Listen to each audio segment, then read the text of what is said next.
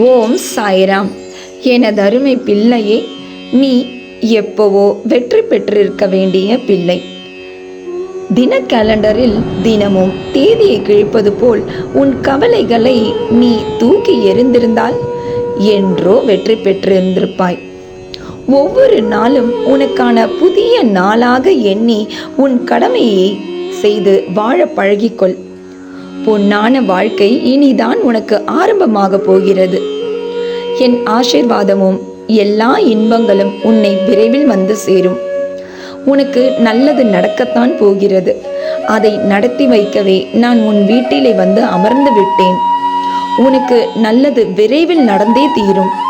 இது உன் தந்தையின் அன்பு கட்டளை.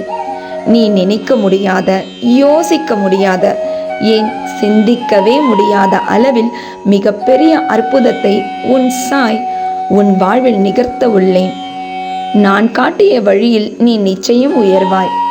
என்னை தஞ்சம் அடைந்தவர்களை நான் என்றுமே கைவிடுவதில்லை.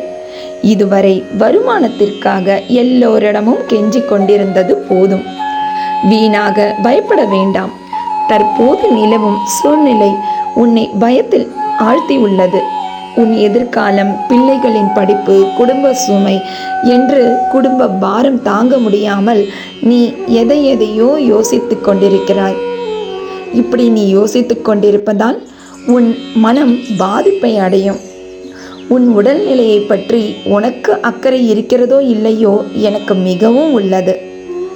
எதை பற்றியும் சிந்திக்காமல் முழு மனதுடன் ஆத்மார்த்தமாக என் ஆலயத்திற்கு வந்து என்னிடம் என் பாதத்தில் அனைத்தையும் ஒப்படைத்துவிடு. இப்போது இருக்கும் சூழ்நிலை மாறும். மாற்றுவதற்காகத்தான் நான் வந்துள்ளேன் என்பதை புரிந்து கொள்.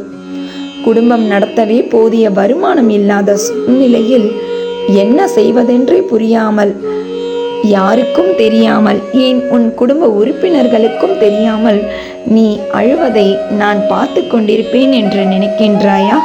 உனது அனைத்து கவலைகளும் விரைவில் சரியாகும். யாமிருக்க பயமேன். உனது மனம் வருந்தினாலே போதும். உனக்கு பாதிப்பை தந்தவர்களுக்கான தண்டனையை காலம் கொடுத்தே தீரும். எல்லாமே உடனுக்குடன் நடக்க வேண்டும் என்று நினைக்காதே. தாமதமாயினும் என்றும் தர்மமே வெல்லும். இனிதான் உனக்கு ராஜ வாழ்க்கையே ஆரம்பமாக போகிறது. நீ இனி மகிழ்ச்சி கொள்ள போகிறாய். துயரம் இனி உன் வாழ்வில் இல்லை. இன்றும் என்றும் என்றென்றும் உன் சாயப்பா உன்னருகில்.